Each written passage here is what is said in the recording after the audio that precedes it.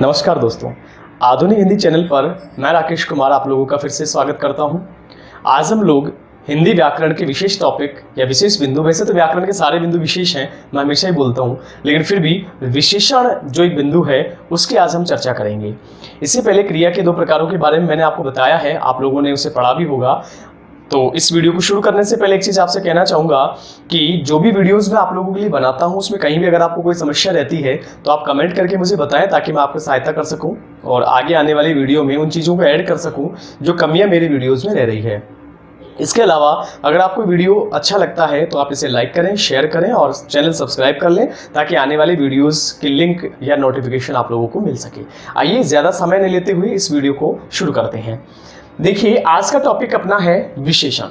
विशेषण क्या है, बिल्कुल जीरो लेवल से इसे मैं शुरू करूंगा, कंपटीशन लेवल के स्टूडेंट्स के लिए भी और एकेडमिक स्टूडेंट्स जो है 10th और 12th के, उनके लिए, दोनों के लिए वीडियो लाभकारी है। तो आइए शुरू करते हैं।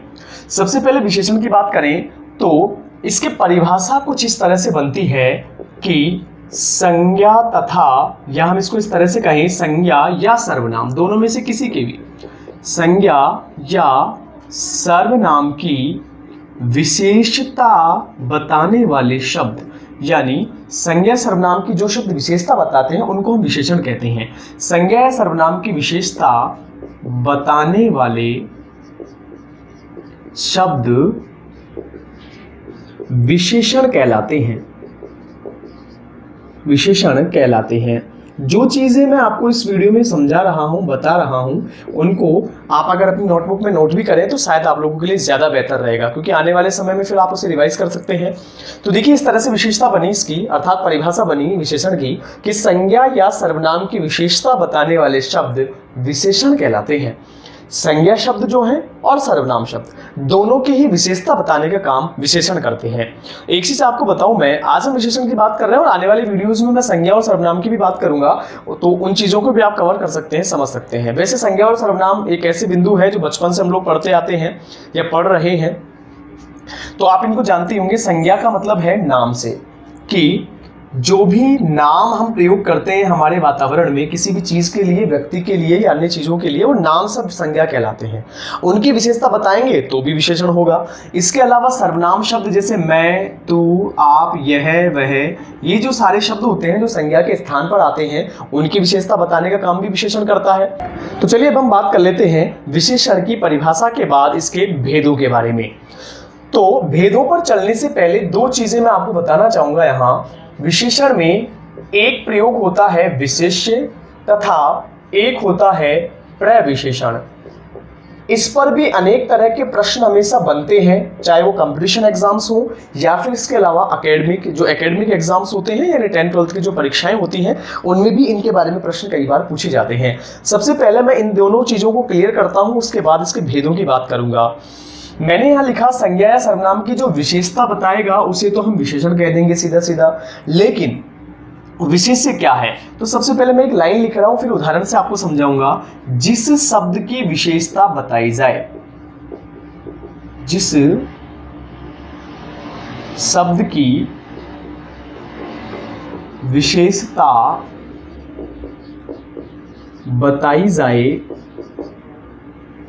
बताई जाए उसे हम विशेष्य कहते हैं। जिस शब्द की विशेषता बताई जाएगी उसे तो हम विशेष्य कहेंगे। और प्रविशेषण पर चलने से पहले इसके उदाहरण की बात करते हैं। देखिए विशेषता कैसे बताई जाएगी, मैं इसको हटा देता हूं फिलहाल। विशेष्य की जो परिभाषा है उसके आधार पर आपको कुछ उदाहरण देता हूं पहले। जैसे मान लीजिए मैंने कहा राम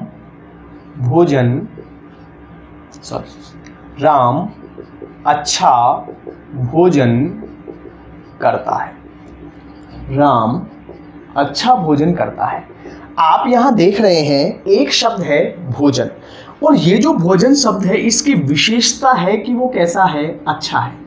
यानी भोजन की विशेषता बताई हमने। यहाँ पर भोजन शब्द संज्ञा है, इसकी विशेषता बता रहे हैं अच्छा से। तो यहाँ पर अगर हम देखें तो अच्छा शब्द तो विशेषता बताने का काम कर रहा है, इसलिए विशेषता बताने का काम करता है विशेषण। तो ये तो हो गया विशेषण शब्द। अब विशेषता किसकी बताई जा रही है, भोजन की, तो यहाँ पर ये भोजन शब्द क्या हो जाएगा, विशेष्य हो जाएगा। जैसे एक उदाहरण और देखिए, काली गाय मीठा दूध देती है। काली गाय मीठा दूध देती है। सबसे पहले अगर हम बात करें इस गाय शब्द की, तो गाय की विशेषता है कि वह काली है। अब गाय शब्द क्या हो जाएगा? विशेषण, क्योंकि हम इसकी विशेषता बता रहे हैं। दूसरी ओर इसकी विशेषता बताने के लिए हमने काली शब्द की सहायता ली और ये काली शब्द अपना हो गया विशेषण। उसी क्रम में दूध की विशेषता है कि वो मीठा है, तो दूध हो गया अपना विशेष्य और मीठा शब्द हो गया अपना विशेषण। इस तरह से ये विशेष्य विशेषण की बात कर ली हमने। आइए बात करते हैं प्रविशेषण के बारे में, जो कि मैंने पहले लिखा था। प्रविशेषण क्या है? सुनिए, जो शब्द विशेषता बताएगा विशेषण, जिसकी विशेषता बताएगा विशेष्य, और विशेषण की भी विशेषता बताने वाले शब्द, जो विशेषण को भी और विशेषता बताए उसकी भी, उसे हम कहते हैं प्रविशेषण। कैसे? आइए बताता हूं उदाहरण से। एक लाइन इसमें लिख देता हूं, आप भी अपनी नोटबुक में नोट कर लें अगर आप लिख रहे हैं। विशेषण की भी विशेषता बताने वाले शब्द, बताने वाले शब्द, इतना लिख देता हूं। आप पूरा कर सकते हैं इसे। विशेषण की भी विशेषता बताने वाले शब्द प्रविशेषण कहलाते हैं। कैसे? उदाहरण से देखिए। जैसे अगर हम बात करें, मैंने कहा राम चतुर है, लिखना नहीं है, ध्यान से देखिए। पहले मैंने लिखा राम चतुर है, तो साधारण रूप में राम की विशेषता बताई जा रही है, तो राम विशेष्य है। चतुर शब्द विशेषता बताने का काम कर रहा है, तो चतुर विशेषण है। लेकिन अब अगर मैं इस चतुर के साथ एक यहां पर शब्द जोड़ दूं बहुत, इस सेंटेंस को थोड़ा क्लियर इधर लिख देता हूं। अगर मैं इसको इस तरह से बनाऊं, राम बहुत चतुर है, सॉरी चतुर है, यही वाक्य है, ठीक है। लड़का शब्द इसमें नहीं है, चतुर शब्द है। हमने देखा चतुर शब्द विशेषण है, जैसा कि पिछले इस उदाहरण में भी मैंने बताया आपको। बहुत शब्द क्या काम कर रहा है यहाँ? ये बहुत शब्द काम कर रहा है कि जो राम विशेष्य है, चतुर विशेषण है, उस चतुर विशेषण को भी और विशेषता बताने का काम कर रहा है उसकी भी, कि चतुर तो है लेकिन बहुत चतुर है, कम चतुर है, अधिक चतुर है, बहुत चतुर है। ये जो शब्द हम इसके साथ जोड़ देते हैं विशेषण के साथ, जो विशेषण की भी विशेषता बताने लगते हैं, उनको हम अपने इस टॉपिक में कहते हैं प्रविशेषण। आई होप आपको समझ में आया होगा, मुझे उम्मीद है आपको समझ में आया होगा। फिर भी यदि आपको नहीं समझ आया है, थोड़ा और क्लियर करने का प्रयास करूंगा मैं इसको एक उदाहरण से। इसके बाद एक उदाहरण से और आपको समझाने का प्रयास करता हूं। एक उदाहरण हम और लेते हैं, महेश बहुत सुंदर है। मान लीजिए यह है एक मैंने वाक्य लिखा कि महेश बहुत सुंदर है। आप यह देख रहे हैं महेश शब्द की हम विशेषता बताने का काम कर रहे हैं, इसलिए ये विशेष्य है। सुंदर शब्द इस महेश की विशेषता बता रहा है, इसलिए ये विशेषण होगा। और सुंदर शब्द जो कि विशेषण है, उसको भी, उसकी भी विशेषता बताने का काम कर रहा है बहुत शब्द, इसलिए यहाँ पर ये जो बहुत शब्द है इसको हम कह रहे हैं प्रविशेषण। इस तरह से इसके प्रकार है, अर्थात प्रविशेषण आपको समझ में आया होगा। तो इस तरह से तीनों चीजों को हमने देखा। विशेषण क्या है? जो विशेषता बताने का काम करे। विशेष्य क्या है? जिसकी विशेषता बताई जाए। प्रविशेषण जो विशेषण की भी विशेषता बताए। आइए आगे चलते हैं और इसके भेदों के बारे में बात करते हैं, यानी विशेषण के जो भेद हैं उनकी चर्चा करते हैं। इसको आपने लिख लिया होगा, तो यदि नहीं लिखा है तो आपके पास ऑप्शन है, आप वीडियो रोक कर लिख सकते हैं। चलिए भेदों की बात करते हैं। विशेषण के प्रकार या भेद। देखिए दोस्तों, सबसे पहले एक चीज आपको बताता चलूं मैं यहां पर, कि यदि आप कंपटीशन की तैयारी कर रहे हैं या आप 10वीं या 12वीं कक्षा में अध्ययनरत हैं, दोनों के लिए ही ये बात बराबर उचित है, समान है। कैसे है कि आप यदि कंपटीशन की तैयारी कर रहे हैं तो वहां पर क्या होता है कि ऑप्शनल प्रश्न आते हैं आपको एक ऑप्शन दिया जाता है, अर्थात 4 ऑप्शन रहते हैं, उनमें से एक ऑप्शन आपको चूज करना रहता है। वहां पर यदि भेदों से रिलेटेड प्रश्न आ जाए कि विशेषण के कितने प्रकार होते हैं, तो आपको बताना है 5। पूरा क्लियर करूंगा इसको मैं, चिंता ना करें आप। 5 प्रकार। अगर ऑप्शन में 5 है तो आप 5 करेंगे, यदि ऑप्शन में 4 है तो आप 4 करेंगे, और यदि दोनों हैं तो फिर आप 5 करेंगे। और ऐसा मैं क्यों कह रहा हूं, इसका आधार क्या है, तो राजस्थान बोर्ड के द्वारा जारी की गई जो व्यावहारिक व्याकरण है अर्थात जो व्याकरण की पुस्तक है उसमें आप देखेंगे तो 5 प्रकार दिए हुए हैं। व्यक्तिवाचक विशेषण को भी उसमें एक प्रकार माना गया है, तो फिर आपको उसको आधार मानना पड़ेगा क्योंकि वो ऑथेंटिक है, प्रामाणिक होती है, सरकार के द्वारा जारी की गई पुस्तकें इसलिए। और 10वीं या 12वीं कक्षा में अध्ययनरत छात्रों के अगर ये बिंदु आप है आपके कोर्स में और पढ़ रहे हैं, 10th क्लास आरबीएससी में तो है ही, और 12वीं कक्षा में पद परिचय जो चलता है उसमें ये पूछा जाता है। अगर एकेडमिक स्टूडेंट्स इसको देख रहे हैं तो उनके प्रकार यदि पूछे जाए तो आपको भी 5 ही बताने, क्योंकि आपके जो राजस्थान बोर्ड की किताब है जैसा मैं पहले भी कह चुका हूं उसमें ये दिया हुआ है, तो आप 5 प्रकार बताएंगे। अब ज्यादा टाइम न लेते हुए मैं 5 प्रकारों के बारे में थोड़ी सी चर्चा कर लेता हूं, फिर उसको विस्तार से पढ़ेंगे। सबसे पहला जो प्रकार होता है उसको हम कहते हैं गुणवाचक विशेषण। दूसरा प्रकार जो होता है उसे हम कहते हैं संख्यावाचक विशेषण। दूसरा प्रकार संख्यावाचक होता है, इसका नाम संख्या क्यों है, संख्यावाचक क्यों कहा जाता है, गुणवाचक का नाम गुणवाचक क्यों है, वो सारी चीजें अभी हम इसको विस्तार से पढ़ेंगे। गुणवाचक के कोई भेद नहीं है, लेकिन संख्यावाचक के 2 भेद माने जाते हैं, निश्चित संख्यावाचक और एक हो जाएगा अपना अनिश्चित संख्यावाचक। इस तरह से इसके 2 भेद होते हैं, इनको अलग अलग करके हम पढ़ेंगे। अभी पहले भेदों की ही चर्चा कर रहे हैं इसलिए मैं केवल नाम लिख रहा हूं। इसके बाद हम बात करेंगे परिमाणवाचक के बारे में, यानी परिमाणवाचक विशेषण क्या होता है इसकी चर्चा करेंगे।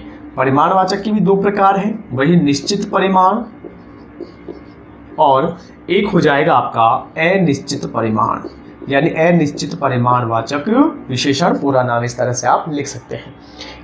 इसके बाद चौथे प्रकार की बात करें तो इसके 2 नाम हैं, इसे हम संकेतवाचक भी कहते हैं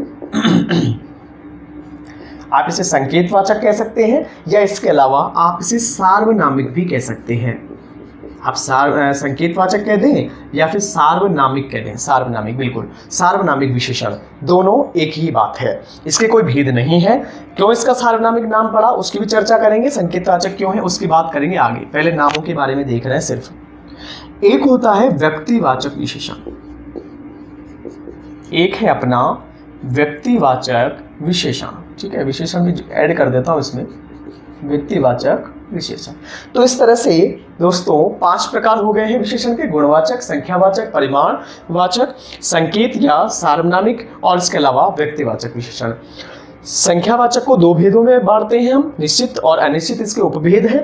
परिमाणवाचक के भी 2 उपभेद हैं, निश्चित और अनिश्चित। अब इनके ऊपर चर्चा करेंगे विस्तार से।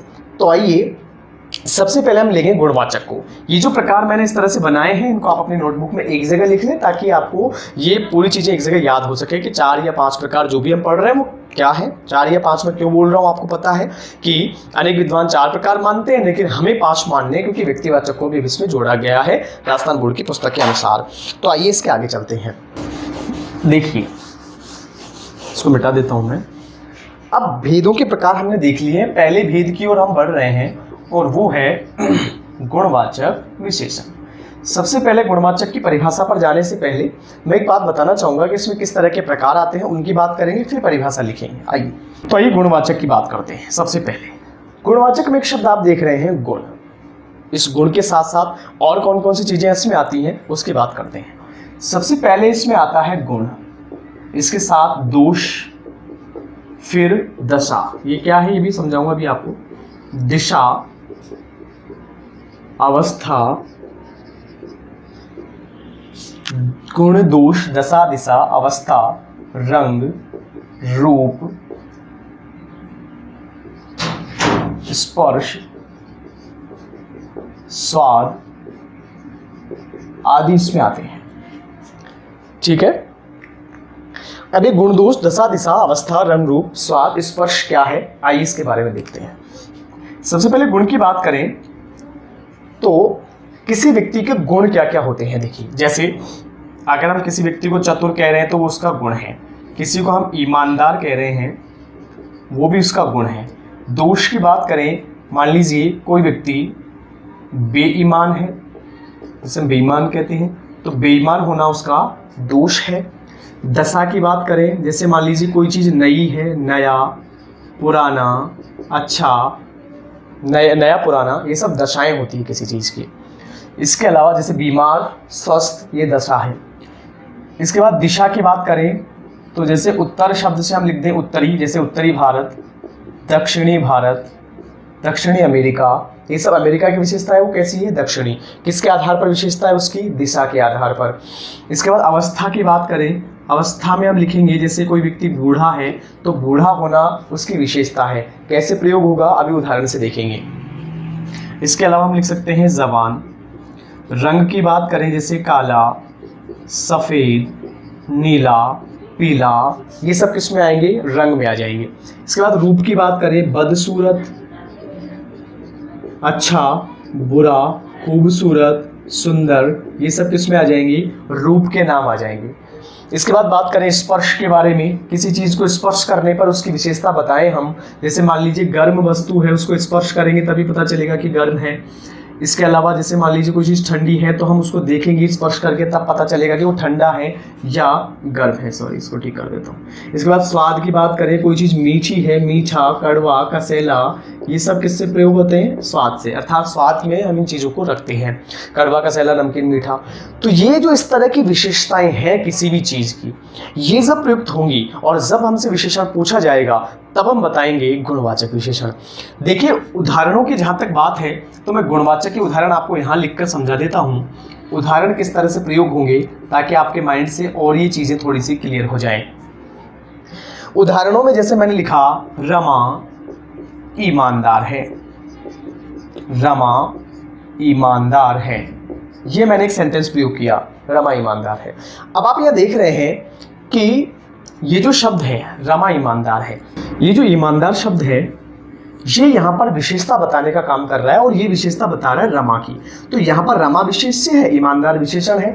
चूंकि ये रमा की गुण संबंधी विशेषता बता रहा है इसलिए ये गुणवाचक विशेषण है। अगर यहाँ पर दोष भी होता, जैसे अगर होता रमा बेईमान है तब भी वो गुणवाचक होता। अगर मैंने कहा ये कपड़ा पुराना है, जैसे मैंने ऐसे लिखा पुराना, पुराना कपड़ा।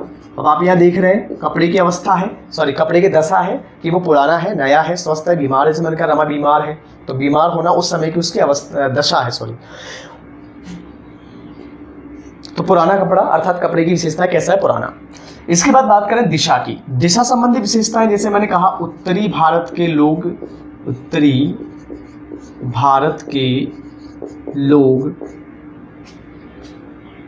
स्वस्थ होते हैं। मान लीजिए ये एक सेंटेंस मैंने लिखा। अब यहाँ पर भारत की विशेषता है कि कैसा है, उत्तरी। अब ये जो उत्तरी शब्द हमने प्रयोग किया है ये उत्तर दिशा से लिया है और दिशा संबंधी जो विशेषताएं होती हैं वो भी गुणवाचक विशेषण में आती है, इसलिए हम इसको इसी में स्थान देंगे। इसके अलावा आप खूब सारे उदाहरण बना सकते हैं, मैं बताता हूँ आपको। जैसे मैंने कहा वह आदमी बूढ़ा है, तो आदमी की विशेषता है कि बूढ़ा है। रमा तो जवान है, तो जवान शब्द उसके लिए प्रयुक्त हुआ है। रंग की बात करें, जैसे मैं अपने लिए बोलूँ ये टी शर्ट नीली है, ये टी शर्ट काली है, ये लाल है, तो उसकी विशेषता है कि वो रंग संबंधी विशेषता है। रूप की बात करें वह बदसूरत है, अच्छा है, नया है, ये सब चीज़ें इसमें आती हैं। स्पर्श की बात करें गर्म ठंडा, जिसको स्पर्श करने से पता चले, चिकना, ये सारी विशेषताएं गुणवाचक में आती हैं। स्वाद की बात करें मीठा, कड़वा, कसैला, ये सब स्वाद में प्रयुक्त होते हैं और ये जो विशेषताएं होंगी सारी, वो सारी विशेषताएं गुणवाचक में ही प्रयोग होगी मित्रों। अब इसको समझने का एक तरीका और बता देता हूँ। आगे जो भेद पढ़ेंगे वो भेद बिल्कुल सरल है, बिल्कुल क्लियर है। उन भेदों के प्रकार यदि नहीं है, आपने देखा उस ऑप्शन को, देखा आपने उस वाक्य को, और यदि उनमें से कोई सा भी प्रकार नहीं है तो डेफिनेटली आप ये मान लेना कि फिर वो गुणवाचक ही है, क्योंकि गुणवाचक का प्रसार थोड़ा सा लंबा है। तो अब ये हो गए उदाहरण इसके, और अब हम इसकी परिभाषा की बात कर लेते हैं। कुछ लोग सोच रहे होंगे कि इसकी परिभाषा नहीं लिखवाई, वैसे मेरे भी ध्यान से निकल गया था, मैंने डायरेक्ट उदाहरण लिख दी। तो परिभाषा बनाएंगे तो कैसे बनेगी, बड़ी इजी है परिभाषा बनाना, आपको समझ में तो आ ही गया है, अब तो आप खुद ही बना सकते हैं। परिभाषा कैसे बनाएंगे कि जिन वाक्यों से, जिन शब्दों से संज्ञा या सर्वनाम की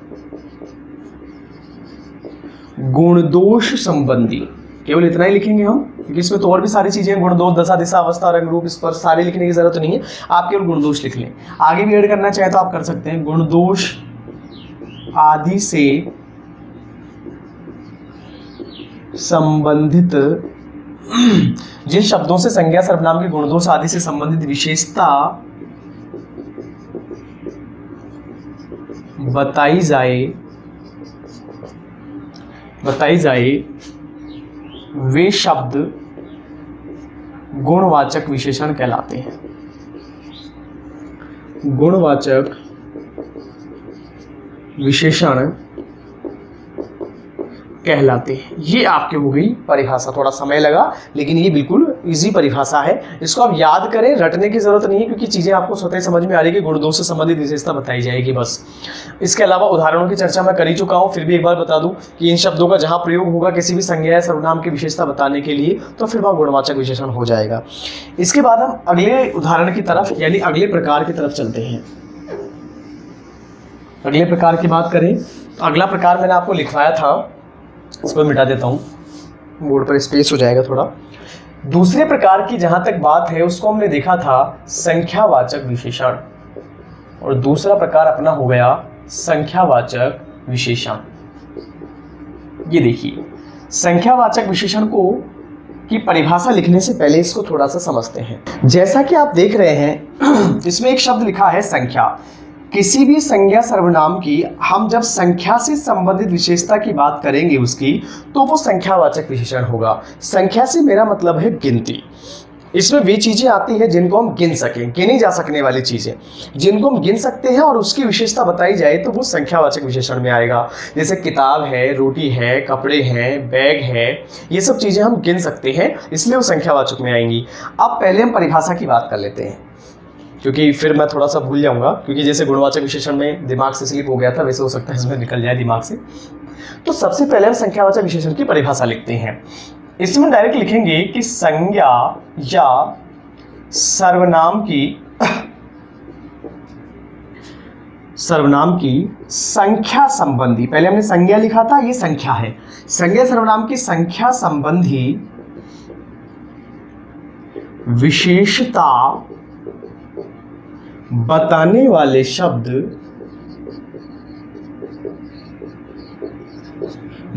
शब्द आगे आप पूरा कर सकते हैं। संज्ञा या सर्वनाम की संख्या संबंधी विशेषता बताने वाले शब्द संख्यावाचक विशेषण कहलाते हैं।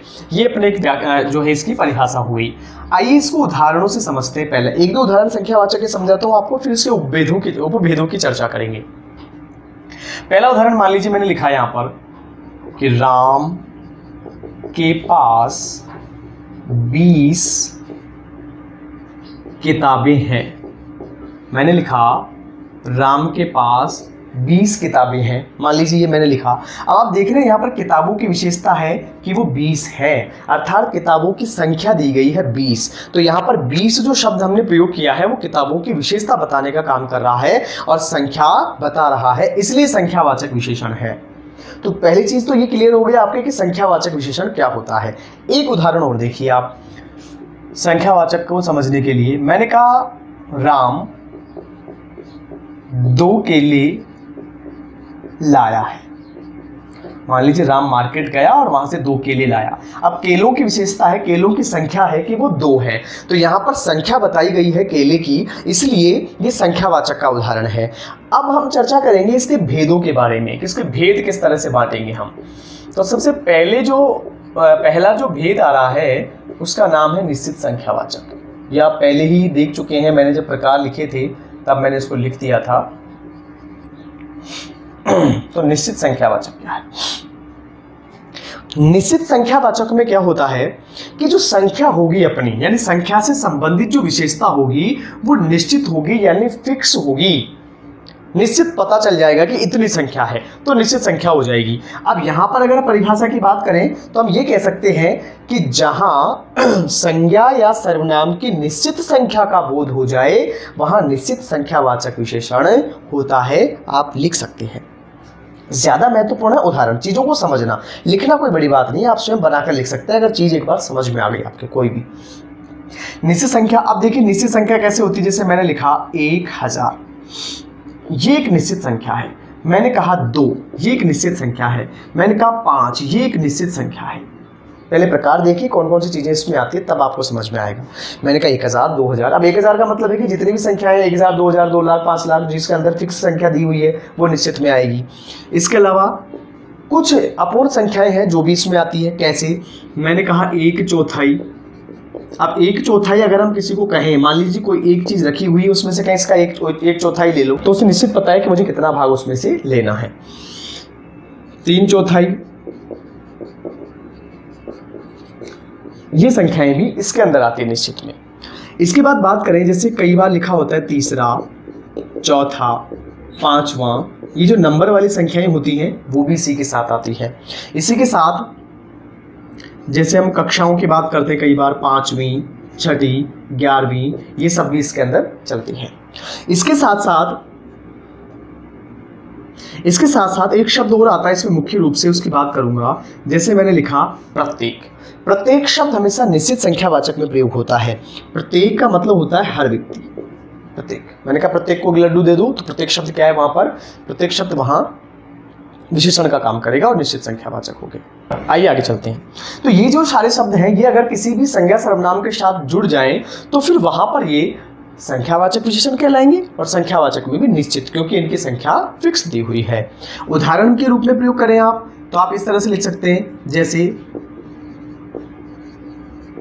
1000 पेन, 5 किताबें। अभी किसी वाक्य में प्रयोग हो चाहे इस तरह से प्रयोग हो, वहां पर वो निश्चित संख्या ही बता रहे हैं। इसमें एक चीज और जोड़ना चाहूंगा मैं कि कुछ शब्द ऐसे होते हैं जिनमें संख्याएं फिक्स होती हैं, जैसे जोड़ी एक शब्द होता है। तो मैंने अगर जैसे मान लीजिए एक चीज कह दी, एक जोड़ी। अब आपको पता है निश्चित की जोड़ी में 2 संख्या होती है, 2 की संख्या जोड़कर आती है, तो संख्या निश्चित है वहां पर। तो जोड़ी शब्द कहीं भी आ जाए, जैसे मैंने कहा 2 जोड़ी कपड़े ले आना, तो आपको फिक्स पता है कि कितने जोड़ी लाना है, 4 कपड़े उसमें आएंगे, तो फिर वो निश्चित में आएगी। इसके साथ एक शब्द और चलता है दर्जन। दर्जन जो शब्द है इसमें 12 की संख्या फिक्स रहती है। दर्जन शब्द में मैंने कहा 5 दर्जन किताबें, तो 12 के हिसाब से उसको मल्टीप्लाई कर लेंगे। मैंने कहा 1 दर्जन किताबें, तो मैं 12 किताबें ले आऊंगा, फिक्स है वहां पर। तो इस तरह से ये निश्चित संख्या है। ये जो सारे शब्द हैं, इस तरह के शब्द जहां प्रयोग हो यानी संख्या निश्चित हो, मैं बार बार कह रहा हूं, वहां पर निश्चित संख्यावाचक होगा। इसका आगे आइए अनिश्चित संख्यावाचक की बात करते हैं। इसको थोड़ा सा मिटा देता हूं ताकि आपको ज्यादा नीचे नहीं लिखना पड़े, आपको दिखता रहे। तो निश्चित संख्या की बात तो हमने ऊपर कर ली थी। अब हम बात कर लेंगे यहां पर अनिश्चित संख्यावाचक के बारे में। ये लीजिए, अनिश्चित में क्या होगा, इसका उल्टा हो जाएगा कि निश्चित में तो संख्या फिक्स थी, इसमें संख्या फिक्स नहीं रहेगी, बस होगी संख्या ही। कैसे, जैसे मैंने वहां पर लिखा था 1000, अगर मैं इसको इस तरह से बना दूं हजारों, अब संख्या यहाँ पर निश्चित नहीं है कि कितने हजार हैं। मैंने यहाँ पर ये एक चीज़ कही लाखों, करोड़ों, किस तरह से प्रयोग कर लें आप जैसा चाहें, या आप कह दें बहुत, कम, ज़्यादा, अधिक। ये जो सारे शब्द हैं, ये अगर किसी के साथ संख्या के रूप में प्रयुक्त हो जाए, अभी उदाहरण से आपको समझाऊंगा, तब भी क्या होगा, अनिश्चित संख्या होगी। जैसे दर्जन शब्द मैंने अभी लिखा, तो दर्जन शब्द ने आकर मानो दर्जनों आ जाए, अब इसमें फिक्स नहीं कि कितने दर्जन हैं। मान लीजिए जोड़ियों आ जाए, जोड़ी शब्द लिखा था मैंने और यहाँ पर जोड़ियों कर दिया, ये शब्द आ जाए मान लीजिए, तो निश्चित नहीं है कि कितने जोड़ी हैं। प्रयोग करके आपको बताऊं मैं, एक तो मैं कहूँ कि 1 दर्जन केले लाना, तो 12 केले निश्चित हैं, लेकिन मैंने कहा दर्जनों केले रखे हैं। अब आप क्या बता सकते हैं कि यहाँ पर कितने केलों की बात की जा रही है? दर्जनों का मतलब न जाने कितने दर्जन हैं, केले हैं, संख्या भी है, लेकिन फिक्स नहीं है कि कितने दर्जन हैं, बस इसीलिए ये अनिश्चित है। इसी तरह से हम बाकी को भी प्रयोग कर सकते हैं, उदाहरण बना सकते हैं अपने मर्जी से। बहुत सारे केले राम लाया है, राम बहुत सारे केले लाया, कितने केले लाया फिक्स नहीं है। मैंने कहा हजारों लोग मेले में खड़े हैं, कितने लोग हैं? अगर मैं कहूँ 1000 लोग हैं तो फिक्स है, निश्चित संख्यावाचक। मैंने कहा हजारों लोग हैं तो कोई फिक्स नहीं है, संख्या है लोगों की लेकिन निश्चित नहीं है, तो अनिश्चित संख्यावाचक हो गया। जोड़ियों, मैंने कहा 1 जोड़ी कपड़े लाना, तो 1 सेट लाना है, हमें पता है, लेकिन अगर कहा जोड़ियों कपड़े गोदाम में रखे हैं तो कितने जोड़ी है फिक्स नहीं है, इसलिए ये अनिश्चित संख्यावाचक होगा। इसमें एक छोटी सी चीज मैं ऐड कर दूं कि जहां भी संख्यावाचक का प्रयोग होगा, जहां भी संख्यावाचक जो विशेषण आएगा, वहां गिनी जा सकने वाली चीजें आती हैं। जिन चीजों को हम गिनी जा सकने वाली वस्तुएं, जिन चीजों को हम गिन सकते हैं, उन्हीं का प्रयोग संख्यावाचक में होता है। ऐसी वस्तुएं जिनको तौला जाता है, मापा जाता है, वो परिमाणवाचक में आती है, और उसकी बात करेंगे हम अब। तो आइए परिमाण की बात करते हैं। यहाँ तक आपको समझ में आया होगा। मैं कोशिश कर रहा हूँ कि बिल्कुल जीरो से आपको समझाऊँ। वीडियो में फिर क्या है कि थोड़ा लंबा नहीं कर सकते इसको, क्योंकि उसकी समय सीमा होती है। फिर भी मैं कोशिश कर रहा हूँ कि एक एक चीज़ को बिल्कुल क्लियर करवाता चलूँ आपको। कोई समस्या रहे अगर आपको और नहीं समझ में आए कोई बात, अगर आपको लग रहा हो या फिर इसके अलावा कोई प्रश्न आपके माइंड में हो, तो आप कमेंट करके मुझे नीचे कमेंट बॉक्स में पूछ सकते हैं। तो आइए देखिए इसके आगे की बात करते हैं।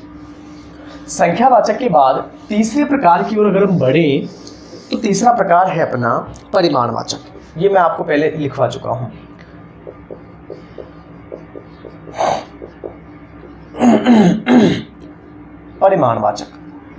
परिमाणवाचक विशेषण। परिमाणवाचक विशेषण को इसके नाम से ही समझते हैं। जैसा कि मैं हमेशा कहता हूं कि हमारे जो व्याकरण हैं, हमारे जो हिंदी के विद्वान हैं, उन्होंने हिंदी व्याकरण का नामकरण इस आधार पर किया है कि उसके नाम से उसको समझ सकें हम। तो आइए हम भी कोशिश करते हैं इसके नाम से समझने की। देखिए यहाँ पर जो परिमाण शब्द लिखा है ये परिणाम नहीं है। परिणाम का मतलब तो रिजल्ट होता है, परिणाम का मतलब तो फल होता है, लेकिन ये परिणाम नहीं है, परिमाण है। परिमाण का मतलब होता है मात्रा किसी भी चीज़ की। मात्रा जो होती है उसको हम तीन तरह से प्रयोग करते हैं मात्रा के शब्दों को। देखिए मैं समझाने का प्रयास करता हूं आपको। मात्रा के तीन प्रकार होते हैं और उन्हीं तीनों प्रकारों से जो है वो हम विशेषण का प्रयोग करते हैं। मात्रा का पहला प्रकार होता है तौल, किसी चीज को तौला जाए। दूसरा प्रकार होता है माप, मापा जाए। और तीसरा प्रकार होता है नाप, नापे किसी चीज को। तीनों को हम किस तरह से मात्रा की इकाइयों में पिरोते हैं आइए बताता हूं। तौल की बात करें तो तौल अधिकांशतः किलोग्राम या ग्राम में आता है, जिसे हम किलो भी कहते हैं। अगर किसी वस्तु के साथ ग्राम, किलोग्राम शब्द जुड़ा हुआ हो तो आप कह सकते हैं कि वो तौल है। तौल का मतलब मात्रा है और मात्रा का मतलब है कि उसमें परिमाणवाचक विशेषण का प्रयोग हुआ है। दूसरी बात करें माप की, तो जितने भी कपड़े आदि होते हैं जिनको हम मीटर में मापते हैं तो उनको मापते हैं, नापते नहीं। नापना आप गलत शब्द प्रयोग करते हैं। मापा जाता है कपड़े को और कपड़े को हम मापते हैं मीटर में। मीटर, मिलीमीटर, जो भी शब्द होंगे वो सारे इसमें आएंगे। नाप की बात करें तो नाप हम लेते हैं लीटर में। जैसे दूध को नापा जाता है, मापा नहीं जाता है, तो ये हो गया लीटर। अब लीटर, मीटर, किलोग्राम इस तरह के शब्द कहीं भी प्रयोग हो, ध्यान से देखिए, ध्यान से सुनिए, तो वहां पर हमेशा परिमाणवाचक होगा। परिभाषा की भी बात करूंगा अभी। अब इसमें जैसे कि संख्यावाचक में था कि उसमें सिर्फ गिनी जा सकने वाली चीजें आएंगी जिनको हम गिन सकें, वैसे ही परिमाणवाचक में वे वे शब्द आएंगे जिनको हम गिने नहीं, जिनको हम तोलें, मापें, या हम उसका लीटर मीटर में माप प्रस्तुत करें, तौल प्रस्तुत करें, मात्रा प्रस्तुत करें, वो परिमाणवाचक में आते हैं। कैसे आएंगे आइए देखते हैं। अब सबसे पहले अगर आप परिभाषा लिखना चाहते हैं तो परिभाषा मैं बता देता हूं आपको। देखिए कैसे बनेगी परिभाषा। संज्ञा तथा संज्ञा या सर्वनाम की मात्रा संबंधी विशेषता बताने वाले शब्द,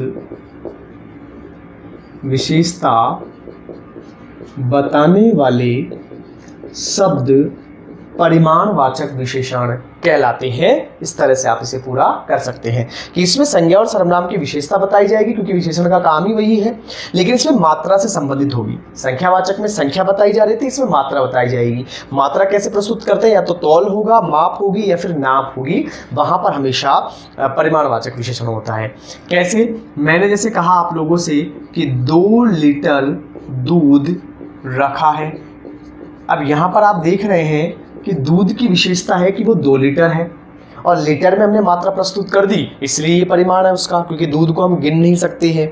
अगर आपके दिमाग में ये प्रश्न आ रहा है कि दुकान से जब हम थैली लाते हैं दूध की तो वहाँ तो गिन कर लाते हैं, हम कहते हैं 2 थैली दे दो, तो फिर वहाँ पर कौन सा होगा? तो आइए मैं उसको थोड़ा सा क्लियर कर देता हूँ, फिर आगे चलूँगा। अगर वाक्य, देखिए हमें इससे मतलब नहीं आप किस तरह से कहाँ से क्या लाते हैं, हमें मतलब है कि शब्द कैसे प्रयोग हो रहा है व्याकरण में। शब्द हमने प्रयोग कर दिया 2 लीटर। अगर आप दुकान पर जाकर, जैसे अमूमन सरस आदि जो दूध के ब्रांड हैं, तो उनमें आप देखते हैं कि जैसे आधा लीटर की एक थैली आती है दूध की, अगर आप दुकान पर जाकर कह रहे हैं कि आधा लीटर दूध दीजिए, तो फिर वहाँ पर वाक्य आपका बना आधा लीटर दूध, तो वहाँ पर हो गया परिमाणवाचक विशेषण। आपने कहा एक थैली दूध दीजिए, अब वो एक थैली में चाहे आधा लीटर दे, चाहे वो पाव भर दे, चाहे वो 1 लीटर दे, उससे मतलब नहीं है। वहाँ पर आपने एक थैली बोली तो वहाँ विशेषता दूध की नहीं है, वहाँ थैली की विशेषता है, और थैली है एक, तो वो एक है संख्या, और संख्या चली जाएगी संख्यावाचक विशेषण। आइए आगे बढ़ते हैं।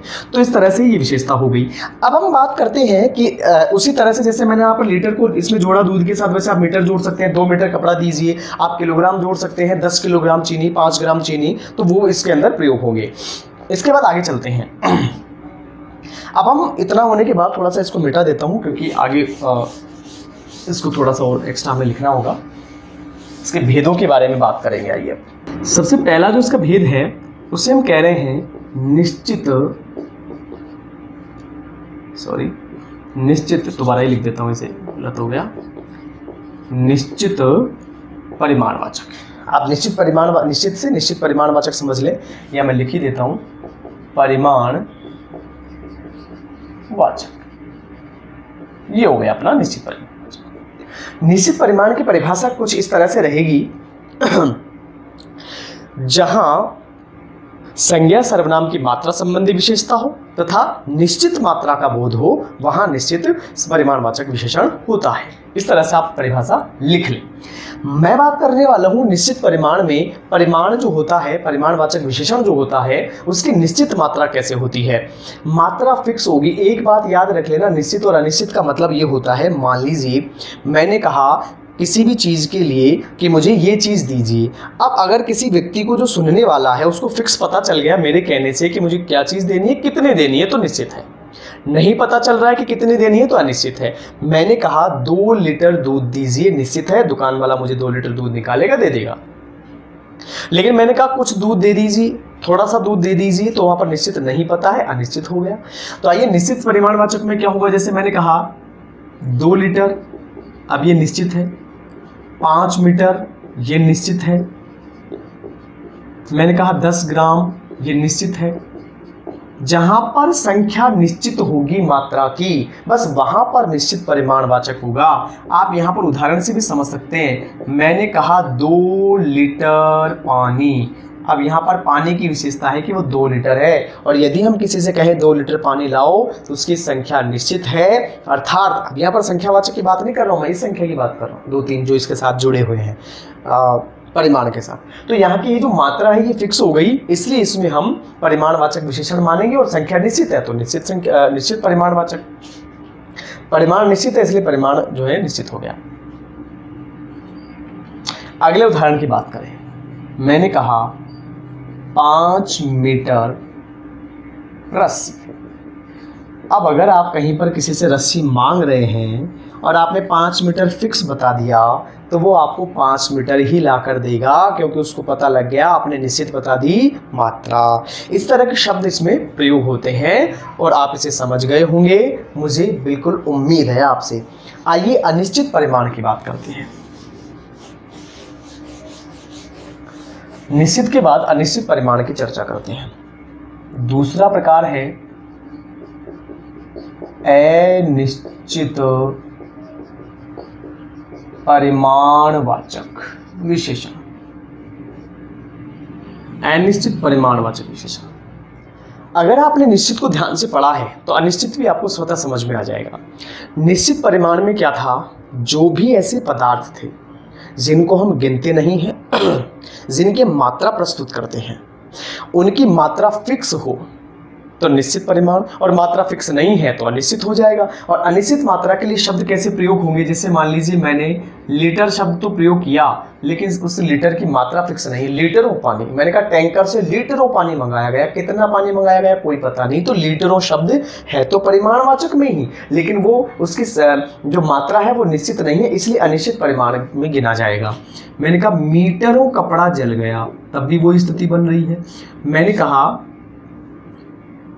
थोड़ा दूध लेते आना, कितना दूध लाना है नहीं पता। मैंने कहा बहुत सारा मक्खन खराब हो गया, अब बहुत सारा मक्खन तो खराब हुआ, लेकिन कितना सारा हुआ कोई पता नहीं है, निश्चित संख्या नहीं है उसकी। इसके बाद मैंने कहा मीटरों, लीटरों, नाप, माप, ग्राम मान लो, किलोग्राम तो किलोग्रामों, अनेक किलोग्राम अगर जोड़ दिया जाए, कुछ जोड़ दिया जाए, कुछ किलोग्राम, कुछ मीटर, कुछ लीटर, थोड़ा, कम, ज्यादा, ये सारे शब्द यदि मात्रा संबंधी जो संज्ञा सर्वनाम है, संज्ञा है, उनसे जोड़ा जाए। जैसे मान लीजिए थोड़ा सा उदाहरण देकर आपको समझाता हूं। कुछ लीटर पानी लेते आना। मैंने कहा बहुत सारा दूध जमीन पर गिर गया। ये एक वाक्य हम लिख सकते हैं। मैंने कहा लीटरों पानी बर्बाद हो रहा है। लीटरों पानी बर्बाद हो रहा है। ये एक मान लीजिए मैंने वाक्य लिखा। अब आप देख रहे हैं पानी की विशेषता बताई गई है, लीटरों है, शब्द लीटर ही है, लेकिन हमें निश्चित नहीं पता चल रहा कितने लीटर है, इसलिए ये अनिश्चित संख्या, अनिश्चित सॉरी, इसलिए ये अनिश्चित परिमाणवाचक है। वैसे यहाँ पर बहुत सारा दूध परिमाण है, क्योंकि इसको तोला जाता है, मापा जाता है, लेकिन गिना नहीं जा सकता, इसलिए तो बहुत सारा शब्द इसके साथ जुड़ गया, इसलिए ये अनिश्चित परिमाणवाचक हो गया। अनिश्चित परिमाणवाचक की विशेषता भी हम निश्चित की तरह बना सकते हैं। मैं बोल भी देता हूँ, आप चाहे तो लिख ले कि जहां पर संज्ञा सर्वनाम की मात्रा संबंधी विशेषता बताई जाए लेकिन मात्रा निश्चित ना हो, वहां पर अनिश्चित परिमाणवाचक विशेषण होता है। बार बार संख्या शब्द निकलता है, अनिश्चित परिमाणवाचक होता है। चलिए इसके आगे अगले प्रकार की चर्चा करते हैं। 3 प्रकार हमने इस तरह से पढ़े। चौथा प्रकार क्या कहता है, आइए बताता हूं आपको। अपना चौथा प्रकार है संकेतवाचक। हम इसे संकेतवाचक कह सकते हैं या फिर इसे हम कह सकते हैं सार्वनामिक विशेषण। आप इसे संकेतवाचक कह लें, आप इसे सार्वनामिक विशेषण कह लें, दोनों ही सही हैं। क्यों है, आइए बात करता हूं। सबसे पहले इसके परिभाषा की बात करते हैं। आप लिख भी सकते हैं, परिभाषा क्या बनेगी। जहां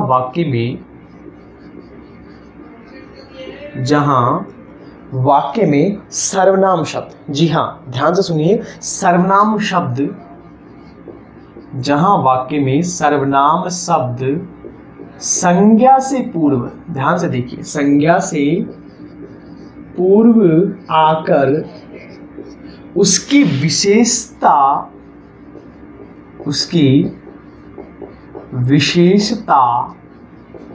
बताने लगे तो वे सर्वनाम शब्द संकेतवाचक या सार्वनामिक विशेषण कहलाते हैं। उसको हम सार्वनामिक कह सकते हैं, संकेतवाचक कह सकते हैं। आइए उदाहरणों से बताता हूँ। पहली चर्चा तो ये कि आपने सर्वनाम शब्द पहले पढ़े होंगे। जैसे मैं अपने लिए शब्द प्रयोग कर रहा हूँ, मैं, तू, आप, यह, वह, जो, सो, ये जो सारे शब्द हैं ये सर्वनाम है। बहुत जल्द सर्वनाम से संबंधित वीडियो मैं अपलोड करूँगा, वहाँ से देखकर भी आप इसे समझ सकते हैं। मैं उसका लिंक डिस्क्रिप्शन में भी डाल दूंगा। तो देखिए, जो सर्वनाम शब्द होंगे वो इसमें आएंगे। सारे सर्वनाम शब्द नहीं आते हैं, कुछ एक सर्वनाम शब्द हैं जिनका प्रयोग हम इसमें करते हैं। वे सर्वनाम शब्द हैं जैसे यह, वह, कोई, यह, वह, कोई, जो। अब ये जो सारे शब्द हैं इनके साथ कुछ और शब्द भी जुड़ सकते हैं। कुछ और शब्दों से मेरा मतलब सर्वनाम का जो विभक्ति रूप रहता है, जब कारक चिन्हों का प्रभाव इन पर पड़ जाता है तो ये बदल जाते हैं। जैसे ऐसा, वैसा, कोई, उन, ये शब्द भी इनके साथ आ सकते हैं। मुख्य जो मूल रूप सर्वनामों के वो ये है। अब इनका प्रयोग कैसे होना चाहिए उनकी बात करते हैं। देखिए, जैसे यह का प्रयोग करके मैं बताऊं। मैंने कहा यह आदमी क्यों आया है। क्यों आया है, यह आदमी क्यों आया है। अब आप यह देख रहे हैं, ये जो आदमी शब्द है ये संज्ञा है, और इससे पूर्व मैंने परिभाषा में लिखा है कि संज्ञा से पहले, ये संज्ञा शब्द है और इससे पहले यहां सर्वनाम शब्द आ जाए, और यह शब्द सर्वनाम है। लेकिन कंडीशन ये है, ध्यान से सुनिए, अभी एक उदाहरण और बताने वाला हूं आपको मैं, इस प्रकार को ध्यान से देखिएगा। संज्ञा से पहले आना कंडीशन नहीं है, संज्ञा से पहले आना परिभाषा नहीं है। उसमें एक चीज और लिखी हुई है, संज्ञा से पूर्व आकर विशेषता बताने लगे, यानी संज्ञा से पहले तो आएगा ही और उसी संज्ञा शब्द की विशेषता बताने का जब काम करेगा तब सार्वनामिक विशेषण होगा, अन्यथा नहीं होगा। अब यहाँ पर हम देख रहे हैं यह आदमी क्यों आया है, तो आदमी की विशेषता है कि बोलने वाला बता रहा है यह आदमी, इंडिकेशन हो रहा है उसके तरफ, संकेत हो रहा है। चूंकि इसमें संकेत किया जाता है किसी वस्तु की तरफ, किसी व्यक्ति की तरफ, किसी संज्ञा की तरफ, इसलिए तो इसको कहते हैं संकेतवाचक। और इसमें हम सर्वनाम शब्दों का प्रयोग करते हैं, इसलिए हम इसको कहते हैं सार्वनामिक विशेषण। दोनों ही सही है। एक और उदाहरण से आपको समझाता हूं। देखिए, दो उदाहरण मैं यहां पर लिख रहा हूं, दोनों में से आपको अंतर बताऊंगा कि कहां तो शब्द सर्वनाम का काम कर रहा है और कहां वो विशेषण का रूप का काम कर रहा है। जैसे मैंने कहा, वह किसान बीज उगाता है, और एक मैंने लिखा, वह किसान को बीज देता है, वह किसान को बीज देता है। ये दोनों सेंटेंस अगर आपने ध्यान से देख लिए और इनको समझ लिया तो फिर आपको कभी सार्वनामिक विशेषण पढ़ने की जरूरत नहीं है। देखिए कैसे, मैंने कहा वह किसान बीज उगाता है, यहां पर वह सर्वनाम शब्द है, किसान संज्ञा शब्द है। यहां भी वह सर्वनाम शब्द है और किसान संज्ञा शब्द है। दोनों में कंडीशन एक ही बन रही है, परिस्थिति एक ही है, लेकिन ऊपर वाला जो सेंटेंस है उसमें वह शब्द सार्वनामिक विशेषण का काम कर रहा है और नीचे वाले में सर्वनाम का। कैसे, देखिए बताता हूं। मैंने कहा वह किसान बीज उगाता है, तो मैं किसान की तरफ संकेत कर रहा हूं। कौन सा किसान? वह किसान। अब यहाँ पर वह शब्द किसान की तरफ उंगली कर रहा है, वह किसान। अब किसान की विशेषता हो गई, कौन सा किसान? वह किसान। मैंने कहा वह किसान को बीज देता है। अब यहां पर वह शब्द किसी और व्यक्ति के लिए आया है, किसी दूसरे व्यक्ति के लिए आया है ये वह शब्द, और मैंने कहा था संज्ञा के स्थान पर शब्द आए सर्वनाम, तब तो सर्वनाम कहलाएगा। संज्ञा से पहले आकर उस संज्ञा के लिए ही प्रयुक्त हो जाए, उस संज्ञा के लिए ही उसकी विशेषता का बताने लगे, तब वो सार्वनामिक विशेषण होता है। तो यहाँ पर ये वह शब्द उसके लिए आया है जो बीज दे रहा है, किसान के लिए नहीं आया है। इसमें वह शब्द किसान के लिए आया, वह किसान, इसलिए इसमें तो ये सार्वनामिक विशेषण है और इसमें सर्वनाम है। मैं मानता हूं आपको बिल्कुल क्लियर हो गया होगा। ये जो और रूप बच रहे हैं इनको भी मैं बता देता हूं एक बार। उस आदमी को बुलाओ, या अच्छा आदमी मैंने इधर लिख दिया और लिख देता हूं, उस छात्र को रोको। ये वाक्य है, मान लीजिए छात्र संज्ञा शब्द है और छात्र के आगे उस शब्द आ गया और उस होता है सर्वनाम। लेकिन यहां पर ये उस शब्द जो है वो छात्र के लिए ही आया है। कहने वाला कह रहा है उस छात्र को रोको, संकेत कर रहा है छात्र की तरफ, इसलिए संकेतवाचक है। और उस शब्द जो है सर्वनाम है, लेकिन फिर भी संज्ञा से पहले आने के कारण ये सार्वनामिक विशेषण का काम कर रहा है, क्योंकि ये उस संज्ञा की विशेषता बताने लगा जो सामने आ रही है। तो ये सार्वनामिक विशेषण है। इसके अलावा और भी जोड़ सकते हैं, जैसे कोई आदमी जा रहा है। मैंने अगर कहा कोई जा रहा है तब तो वो सर्वनाम है, किसी संज्ञा के स्थान पर आया है। लेकिन मैंने कहा कोई आदमी जा रहा है, तो फिर वहां पर उस आदमी की तरफ इंडिकेशन है और उस आदमी शब्द की विशेषता बताने का काम वह शब्द करने लगा, इसलिए वो सार्वनामिक विशेषण का प्रकार हो जाएगा। मैं मानता हूं आप लोगों को सार्वनामिक विशेषण समझ में आया होगा। तो आइए अगले प्रकार की तरफ बढ़ते हैं।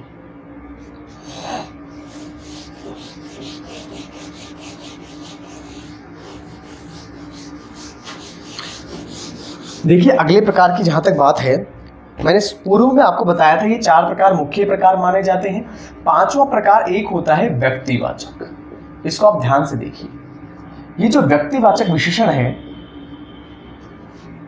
इस व्यक्तिवाचक विशेषण के प्रकार अनेक बार गुणवाचक में भी मान लिए जाते हैं। चूंकि हम अलग से पढ़ रहे हैं तो हम व्यक्तिवाचक की ही बात करेंगे, गुणवाचक की बात नहीं करेंगे। यहां व्यक्तिवाचक क्या है, पहले परिभाषा की बात कर लेता हूं। व्यक्तिवाचक विशेषण क्या है लिख देता हूं, आप कंफ्यूज ना हो, क्योंकि व्यक्तिवाचक संज्ञा भी होती है। व्यक्तिवाचक विशेषण, तो व्यक्तिवाचक विशेषण क्या है, सबसे पहले इसकी परिभाषा लिखते हैं। तो देखिए परिभाषा अगर हम बनाए व्यक्तिवाचक की, तो हम इसमें लिखेंगे कि व्यक्तिवाचक जो संज्ञा होती है, यानी व्यक्तिवाचक संज्ञा के स्थान संबंधी जो शब्द होते हैं, स्थान संबंधी शब्द, व्यक्तिवाचक संज्ञा के स्थान संबंधी शब्दों को विशेषण की तरह प्रयोग लेने पर वे व्यक्तिवाचक विशेषण बन जाते हैं। व्यक्तिवाचक विशेषण बन जाते हैं। इसमें देखिए विशेषण बन जाते हैं। इसमें देखिए केवल स्थान से संबंधित जो विशेषताएं होंगी, स्थान से संबंधित जो शब्द होंगे, स्थान से संबंधित जो शब्द होंगे व्यक्तिवाचक संज्ञा के, वही होंगे। कैसे? जैसे स्थान से संबंधित शब्द होते हैं, जैसे मैंने एक स्थान का नाम लिखा जयपुर, मान लीजिए एक स्थान का नाम है बंगाल, मान लीजिए एक स्थान का नाम है राजस्थान। ये जो शब्द हैं इनको अगर हम विशेषण की तरह प्रयोग करें, कैसे करें विशेषण की तरह प्रयोग? जैसे मान लीजिए जयपुर को मैंने बना दिया जयपुरी और इसके आगे लिख दिया रजाइयाँ। ये मान लीजिए मैंने इस तरह से लिख दिया, ये छोटी आई रजाइयाँ, मैंने लिखा रजाइयाँ। अब अगर मान लीजिए मैंने लिखा जयपुरी रजाइयाँ, तो जयपुर शब्द वैसे स्थानवाचक है। जयपुर शब्द की बात करें तो स्थान बता रहा है और स्थान में भी व्यक्तिवाचक संज्ञा में आता है ये। अब व्यक्तिवाचक संज्ञा था जयपुर और उसी को हमने जयपुरी अर्थात रजाइयों की विशेषता बताने वाला शब्द जयपुरी बना दिया, तो यहाँ पर ये जयपुरी शब्द व्यक्तिवाचक विशेषण का काम कर रहा है दोस्तों। जैसे बंगाल शब्द स्थान है और स्थान संबंधी जो शब्द होते हैं वो व्यक्तिवाचक संज्ञा के अंतर्गत आते हैं।